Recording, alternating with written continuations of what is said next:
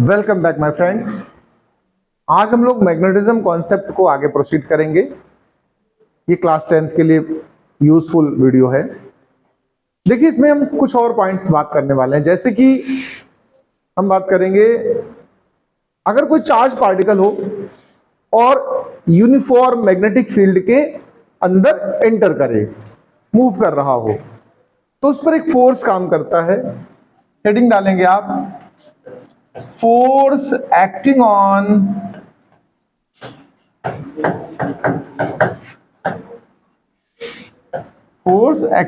charge particle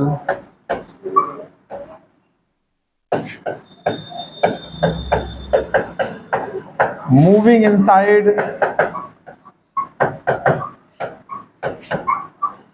magnetic field। ये आपको article का नाम डाल देना। ये जो फोर्स एक्चुअल में होता है, इस फोर्स को हम बोलते हैं लॉरेंज फोर्स। क्या बोलते हैं बच्चा लोग? लॉरेंज फोर्स नाम डाल दीजिए ब्रैकेट में। अब मैं इस पर बात करता हूं। देखिए, अगर कोई चार्ज पार्टिकल है, उसके चार्ज को क्यू ले लो, सिंबल क्यू ले लिया, और v वेलोसिटी से वो मैग्नेटिक फील्ड b में एंटर कर जाता है, और उसका एंटर करते समय फील्ड के साथ कोई एंगल बन रहा है, जैसे कि सपोज करिए थीटा एंगल बन रहा है। देखो जरा ध्यान देना, ये हमारा सपोज करो डायरेक्शन ऑफ मैग्नेटिक फील्ड है। मैंने एग्जांपल में ये ले लिया, this is the direction of magnetic field. मेरे जो चार्ज पार्टिकल है वो इस फील्ड के पैरेलल भी हो सकता है, ऐसा कुछ नहीं है, बट हमने इसको जनरल सिचुएशन में लिया है। ये कोई चार्ज पार्टिकल क्यू है और ये ऐसे इंटर कर रहा है, देखो v वेलोसिटी के साथ। Charge particle Q v velocity के साथ b फील्ड में एंटर कर रहा है, तो इसका मतलब ये फील्ड के साथ कितना एंगल बना रहा है बताओ? थीटा एंगल बना रहा है। ये जनरल केस हुआ। ये थीटा 0 कर दो तो पैरेलल हो जाएगा फील्ड के, 90 हो जाएगा तो परपेंडिकुलर हो जाएगा। तो ध्यान रखने वाली ये बात है कि जब ऐसी सिचुएशन होगी तो इस चार्ज पार्टिकल पे फोर्स काम करेगा। उस फोर्स की वैल्यू किन किन फैक्टर्स पर डिपेंड करेगी, मैं उस पर पहले बात करता हूं। ये लॉरेंज ने ऑब्जर्व किया, इसलिए इसका नाम क्या पड़ा? Lorentz force. तो हम कहेंगे force depends on, first point, force is directly proportional to magnitude of the charge. पहली बात सुनिए, फोर्स किसके प्रोपोर्शनल होगा? Force is directly proportional to, directly proportional समझते हो ना? डायरेक्टली प्रोपोर्शनल का मीनिंग हुआ अगर चार्ज की वैल्यू बढ़ रही है, मैग्नीट्यूड बढ़ रहा है, जैसे मान लो प्रोटॉन है तो उसका चार्ज होता है 1.6 10⁻⁻19 कूलम पॉजिटिव। अल्फा पार्टिकल हो उसका डबल होता है प्रोटॉन से। तो अगर फोर्स की वैल्यू बढ़ेगी, यानी ऐसा पार्टिकल आएगा जिसके पास ज्यादा फोर्स मतलब चार्ज है, तो फोर्स भी इंक्रीज करेगा। यानी कहने का मतलब हम इसको ऐसे लिख सकते हैं, direct force is directly proportional to magnitude of charge, magnitude of charge. इसको अगर मैथमेटिकली लिखना चाहो तो दैट इज करके लिख दो, F प्रोपोर्शनल Q होगा। एक बात एग्री है इस बात से? इसे प्रैक्टिकल ऑब्जर्व हुए, डेरिवेशन से बट क्लास 12th में डिराइव करूंगा मैं इनको, ये फॉर्मूले डिराइव होंगे बट अगली क्लास में, अभी इंट्रोडक्शन है खाली। फिर हम कहेंगे force is directly proportional to velocity, directly proportional to velocity. यानी जितना ज्यादा वेलोसिटी ऑफ एंट्रेंस होगा उतना ही ज्यादा फोर्स काम करेगा। दूसरा point, third point, magnitude of field. Force is directly proportional to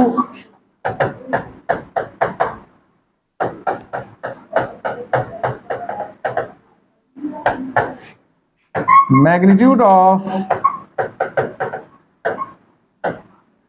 field. Field मतलब मैग्नेटिक फील्ड। यानी एफ जो होगा वो प्रोपोर्शनल होगा बी के। बी हम सिंबल यूज करते हैं मैग्नेटिक फील्ड इंटेंसिटी, यानी जितना पावरफुल मैग्नेट आपने यूज किया होगा उतना ही ज्यादा चार्ज पार्टिकल पे फोर्स काम करने लगेगा। और लास्ट फैक्टर लिख देना, इट इज मतलब force directly proportional to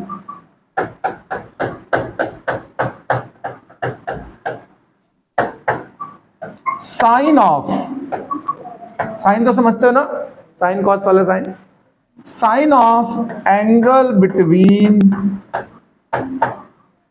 V and B। देखो V मतलब वेलोसिटी और B मतलब मैग्नेटिक फील्ड, इनके बिटवीन एंगल के भी प्रोपोर्शनल होगा, यानी कि साइन थीटा के।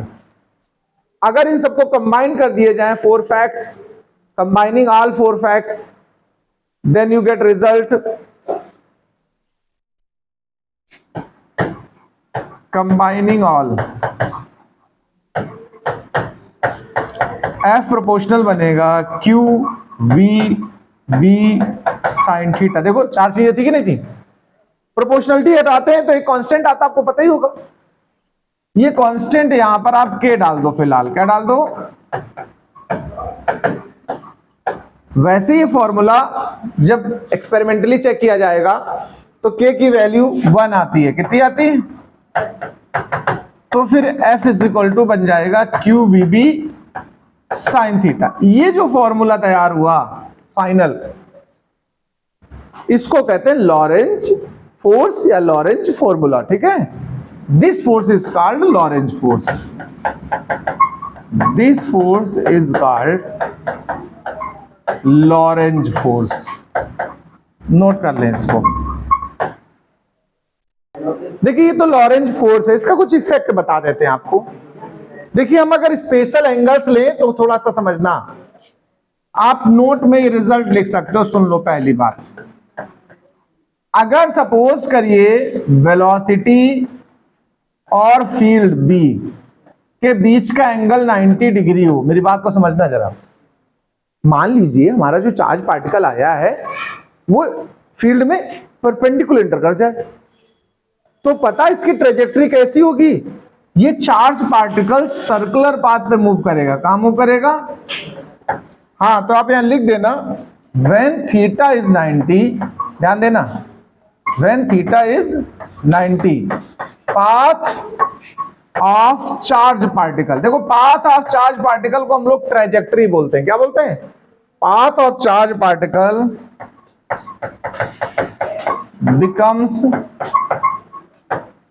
सर्कुलर। एक बात, एक और सुनो, रिजल्ट सुनते जाना जरा।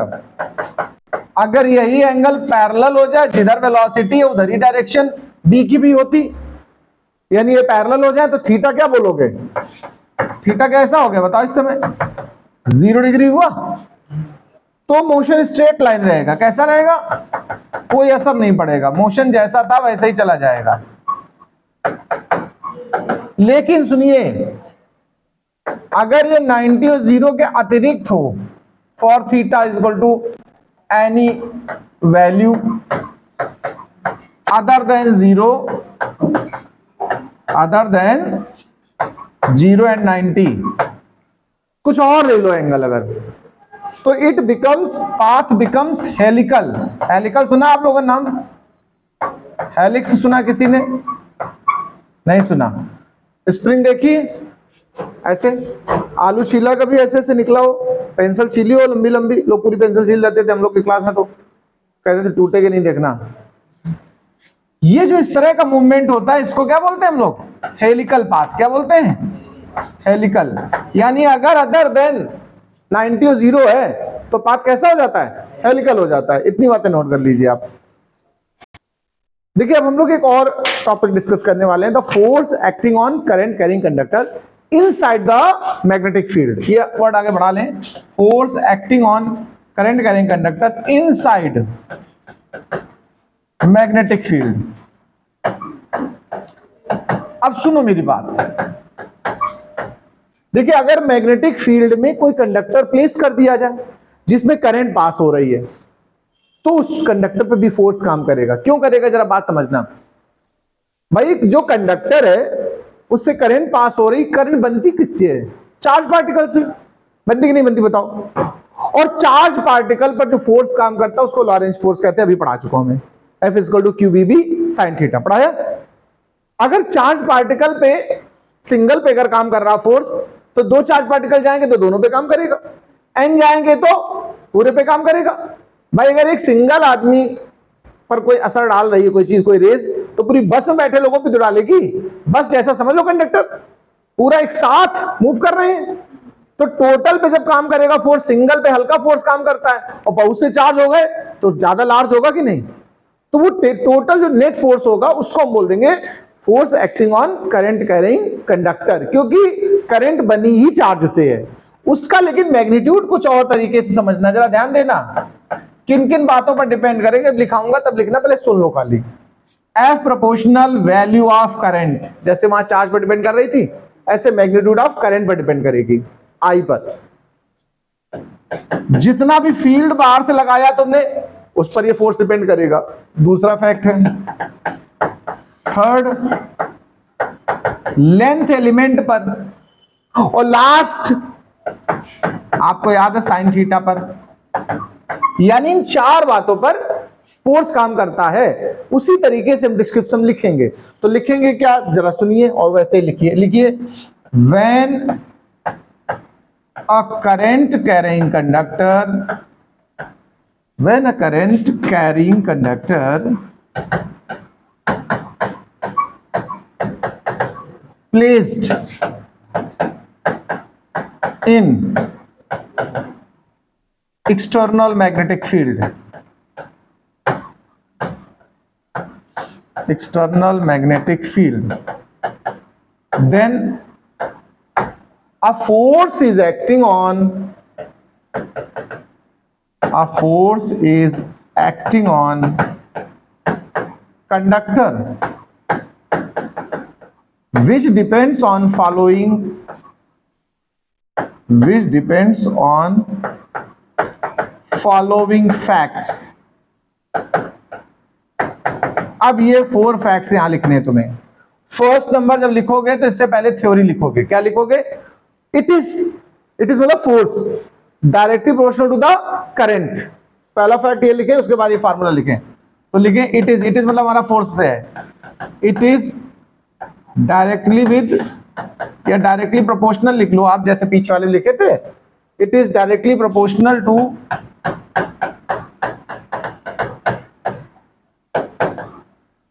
करंट,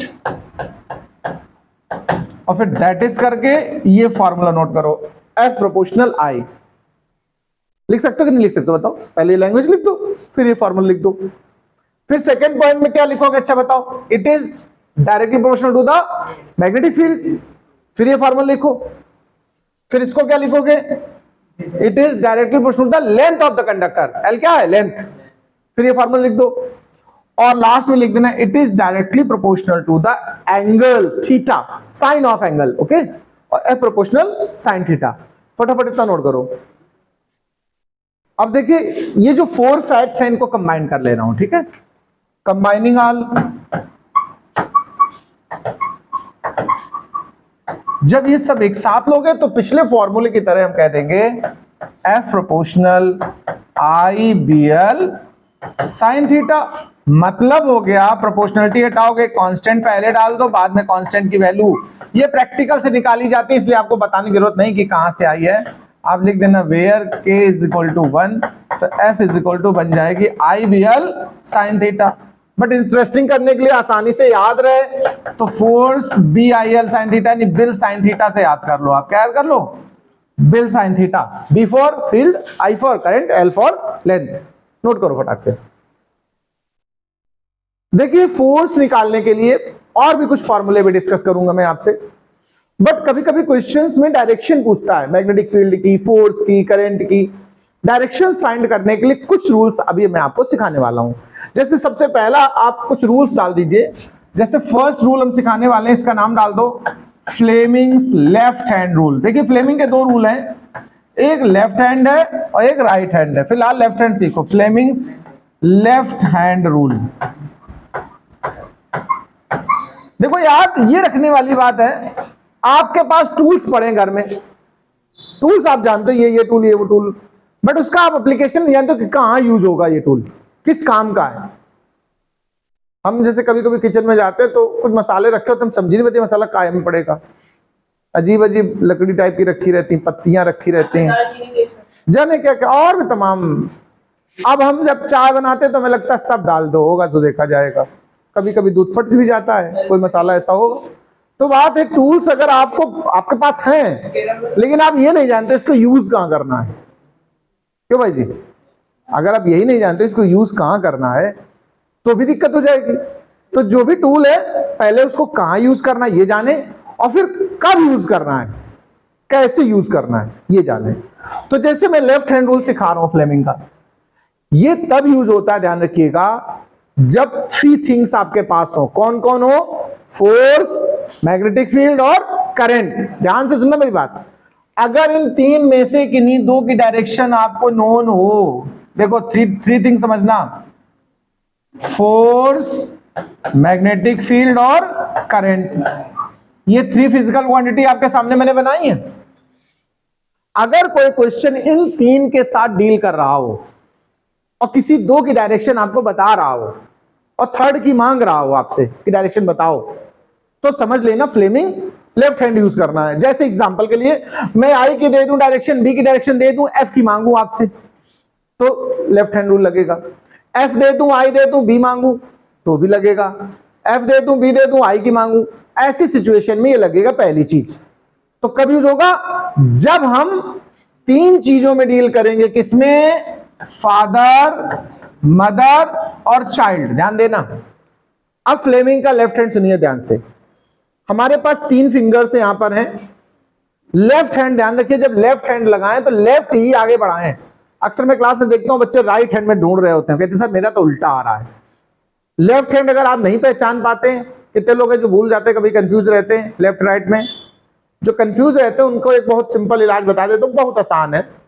एक ब्लेड लीजिएगा, उसमें एल लिख दीजिएगा, लेफ्ट जहां हैंड है उसको काट के से एल, और उसको सुखा लीजिएगा, हमेशा के लिए निशान बन जाएगा एल। जब भी देखो अच्छा ये ब्लेड लगा है, ठीक है ये लेफ्ट है, उसको आगे बढ़ा लें, ठीक है, दिक्कत नहीं होगी कभी।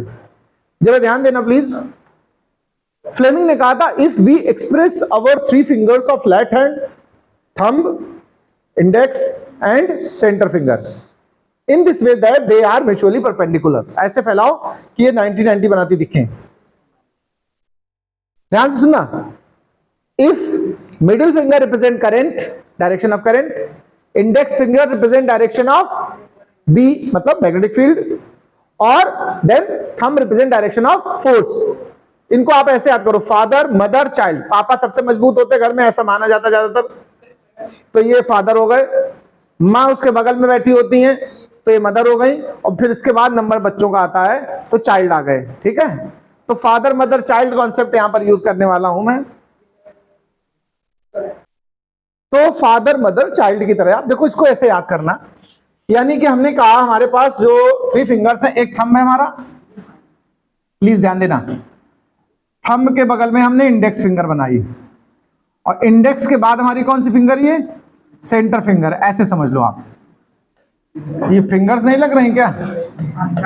पंखा लग रहा है, ठीक है, तुम्हें नाम से मतलब है, फिरंगी लग रही, फिंगर नहीं फिरंगी। सुनिए, फादर, मदर और चाइल्ड आप इससे याद कर सकते हो, फोर्स, मैग्नेटिक फील्ड और करंट, ये हमारा थंब है। देखिए हमारी थंब की जो डायरेक्शन होगी वो क्या बताएगी? फोर्स को। मिडिल फिंगर हमारी क्या बता रही होगी? देखो ये मतलब इंडेक्स फिंगर मैग्नेटिक फील्ड को, और सेंटर फिंगर क्या बता रही होगी? करंट को, ठीक है। इसको अप्लाई करना सिखाते हैं, पहले तो डेफिनेशन लिख लो, फिर हम एक एग्जांपल समझाते हैं। डेफिनेशन लिखिए फ्लेमिंग लेफ्ट हैंड रूल की, प्लीज, मैं बोलता हूं उसको लिखते जाएं। लिखिए, if we express our left hands 3 fingers, bracket में लिख देना thumb, comma index and centre या मिडल जो भी लिख दें,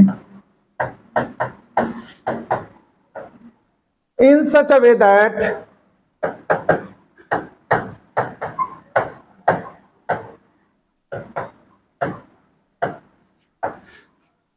they are mutually perpendicular. They are mutually perpendicular. Now, if center finger gives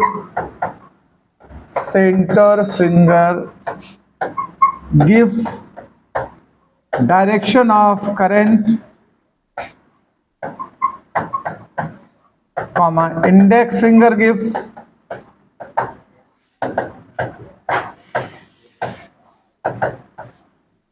direction of magnetic field,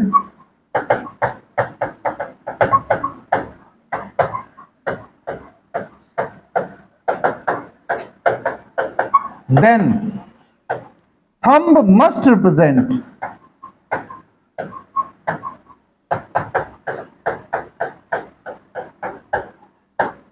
direction of force, direction of force. Note करिए, तो फादर मदर चाइल्ड से तो याद कर ही सकते हो। एक और ट्रिक समझ लो, बाय द वे कभी दिमाग से उतर जाए तुम्हारे। एफ बी आई, इसको क्या पढ़ेंगे आप? एफ बी आई, यानी फोर्स थंब पर, एफ बी मैग्नेटिक फील्ड और आई करंट। एफबीआई जो होता है federal bureau of investigation, USA की एजेंसी है, आप जानते होंगे। तो आप उससे भी याद कर सकते हैं। एफ मतलब थंब हमारा फोर्स, बी इंडेक्स, सीक्वेंस में याद करो, the force, F B magnetic field, I current, या फादर मदर चाइल्ड, जैसे आप याद कर सकते हो। इसको यूज कैसे करें, जैसे मैं एग्जांपल में समझाना चाह रहा था। जैसे हमें कभी कोई क्वेश्चन दिया है, सपोज को उसमें कहा जाए the direction of current is along the upward and the direction of magnetic field is to the right hand side, then what is the direction of force acting on this conductor. मेरी बात को सुनिए, question करे conductor रखा है, वो magnetic field जो लगी थी वो इस तरफ को लगी है और करंट ऊपर की तरफ जा रही है, तो इस कंडक्टर में फोर्स किस डायरेक्शन में काम करेगा। अब आप सोच करके बताइए और फ्लेमिंग का लेफ्ट हैंड यूज करिए। चलिए ट्राई करिए आप लोग जब तक। चलो ट्राई तो आपने कर ही लिया, अब मेरे साथ ट्राई करिए। सबसे पहले अपना लेफ्ट हैंड आगे करिए, ध्यान रखिए लेफ्ट ही आगे हो, राइट ना हो। आप देखो जरा, ये परपेंडिकुलर हो, आपस में ऐसे सेट करिए। ये करंट है ना, सबसे पहले इसको सेट कर दो। करंट अपवर्ड है हमारी, तो इस फिंगर को हमने यू कर दिया। बी की डायरेक्शन देखो क्या इससे मैच हो रही क्या?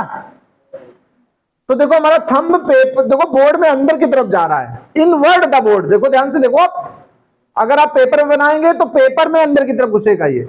जैसे ये देखो यू ऐसे अंदर जा रहा है, आप कागज पे बनाओगे तो कागज में ऐसे जाएगा। इसको हम बोलते हैं इनवर्ड। क्या बोलेंगे? डाउनवर्ड नहीं बोलेंगे, क्या बोलेंगे? Inward to the paper plane. आप क्या लिखेंगे? Paper plane. हम क्या लिखेंगे? Board plane. तो जो फोर्स हुआ हम कहेंगे force is inward to the board plane. हमारे लिए बोर्ड प्लेन है और आपका पेपर है, तो इसलिए आप पेपर प्लेन लिखेंगे। मैं एक और एग्जांपल लेता हूं, जरा इस पे चेक करना। मैंने इस बार क्या किया, फोर्स कह दिया इधर लग रहा है और करंट इधर लग रही है, करंट की डायरेक्शन आई। और मैं आपसे पूछूं, बताओ भैया मैग्नेटिक फील्ड किस डायरेक्शन में होगा? गेस करो, आप बनाओ सब लोग। बाहर की साइड, तुम्हें ऐसा लगा है? चलो हम भी देख लेते हैं। देखो करंट हमारी ये नीचे है, मैं इस फिंगर को इधर लाऊं। बी हमको पता नहीं है, लेकिन फोर्स हमारा पता। ध्यान देना, देखो फोर्स, अब इसको ऐसे मैच करो ना, लेफ्ट हैंड से यूज करो। देखो फोर्स इधर जा रहा है कि नहीं जा रहा? थंब हमारा जा रहा है और आई नीचे जा रहा है, तो ये फिंगर फिर से इनवर्ट जा रही है। देखो ध्यान से, फिर से कैसी जा रही है? आप करके देखो सही से। ना कर पाओ तो मैं करवाऊं। तो यहां फिर से हो गया B along inward to the board plane. चाहे तो आप इनको एग्जाम्पल में लिख सकते हैं अपने लिए जानने के लिए दोबारा से, जो नहीं कर पा रहे मैं उनके पास आकर के कराता हूं। देखिए फ्लेमिंग के लेफ्ट हैंड की अपार सफलता के बाद अब हम बात करने वाले हैं मैक्सवेल का राइट हैंड थंब रूल, या राइट हैंड थंब रूल इसका नाम डाल दो, आप डालें heading right hand thumb rule, right hand thumb rule. देखो ये थंब रूल क्या है और कैसे यूज होगा जरा इसको समझना। पहली बात यूज कब होगा, तो ये सिर्फ 2 के लिए यूज होता है, 3 की यहां कोई स्पेस नहीं है। जैसे आई और बी के साथ यूज होता है, किसके साथ, अगर आई की डायरेक्शन पता हो तो बी की बताएगा, ये बी की पता हो तो आई की बताएगा। फोर्स होगा तो ये यूज नहीं होगा, ठीक है। फोर्स होगा तो 2 रूल यूज होते हैं, एक फ्लेमिंग का लेफ्ट हैंड रूल और एक होता है right hand palm rule number 2, but वो अभी हम पढ़ा नहीं रहे क्योंकि हमारा फ्लेमिंग लेफ्ट हैंड से काम चल जाएगा। जो काम फ्लेमिंग लेफ्ट हैंड रूल करता है वही right hand palm rule number 2 करता है। जरूरत होगी तो अगले दिन बता देंगे, फिलहाल इसको समझना। तो देखिए राइट हैंड थंब रूल हमारा ये कहता है, जैसे ये वायर है और ये इसमें करंट जा रही है। हमने ऑर्स्टेड वाले रूल में सिखाया था कि अगर किसी कंडक्टर में करंट होती है तो उसके सराउंडिंग में एक मैग्नेटिक फील्ड बन जाती है। उस फील्ड की डायरेक्शन कैसी होगी अगर पता करना हो तुम्हें, तो तरीका समझना, जिस वायर में करंट जा रही है उसको आप राइट हैंड में इस तरीके से पकड़े, खुला वायर ना पकड़ लेना, सोचे चिपक जाओ बाद में खोलो आप इनका तो पकड़ो, ऐसे पकड़े कि कंडक्टर की करंट जिस तरफ जा रही उस तरफ हमारा थंब होना चाहिए राइट हैंड का, इसलिए इसका नाम राइट हैंड थंब रूल है। अगर करंट के पैरेलल आपका थंब है और उसकी नोक करंट की डायरेक्शन में है तो जो रैपिंग ऑफ द फिंगर्स है, देखो गोल गोल है, ये ऐसे राउंड एंड राउंड, ये बी होगी, ये क्या होगी, यानी मैग्नेटिक फील्ड की डायरेक्शन ऐसी लेट की जाएगी। यहां लेट करोगे तो इधर को, यहां लेट करोगे तो इधर को, यहां लेट करोगे तो इधर को, मतलब सर्कल पे टेंजेंशियल सोचो आप। क्लियर बात, इसी का काउंटर भी समझ लो, कभी करंट रिंग में होगा तो भी ये रूल अप्लाई हो जाएगा। अगर करंट रिंग वाइज है देखो ऐसे, तो थंब हमारा बी बन जाएगा, फिर उल्टा थंब अगर करंट को मैच करा रहा पैरेलल है तो फिंगर्स हमारी बी होंगी, और अगर फिंगर्स आई से मैच हो रही है तो थंब हमारा बी हो जाएगा। तो इसको ऐसे लिख लेंगे, लिखिए ऐसे ऐसे यहां बना दिया, ये बी की डायरेक्शन, ये किसकी डायरेक्शन हो गई, बी की। तो हम कहेंगे if we hold current carrying conductor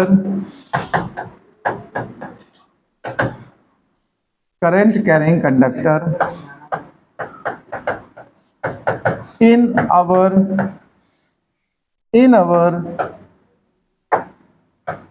right hand in such a way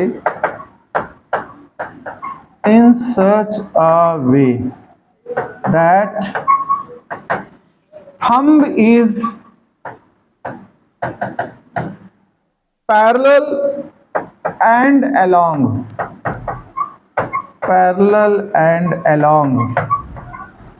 direction of current,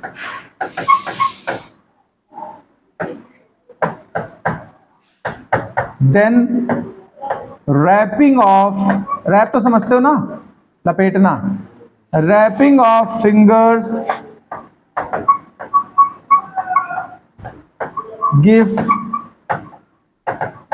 direction of magnetic field,